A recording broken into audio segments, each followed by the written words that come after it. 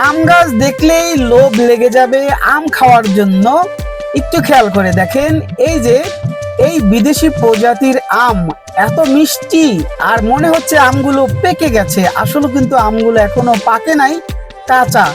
এই আম যখন পেকে যায় তখন এই আম মধুর মতো মিষ্টি হয়। ছোট্ট গাছে 20 থেকে 30 কেজির মতো আম ঝুলে আছে। এখানে দেখেন ছোট্ট গাছে ডুমুর হয়েছে। এই ডুমুর পাকলে অনেক মিষ্টি হয়, বড় সাইজের ডুমুর এটাকে বলা হয়। পাকার সাথে সাথে ভিতরে লাল হয়ে যায় বেদানার মতো।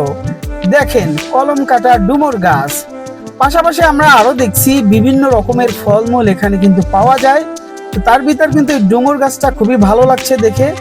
আপনাদের ছাদে যে কোনো জায়গায় গাছটি লাগালে কিন্তু হয়ে যাবে ইনশাল্লাহ। তো বিশেষ করে আম গাছটার কাছ থেকে আমার যেতেই মন চায় না, কারণ এত পরিমাণে আম ধরছে গাছে, অবাক কাণ্ড। তো চলে আসুন আপনারা এখনই এই নার্সারিতে। ঢাকা আগারগাঁও বাণিজ্য মেলায় শুরু হয়ে গেছে বিশাল আকারের বৃক্ষ মেলা।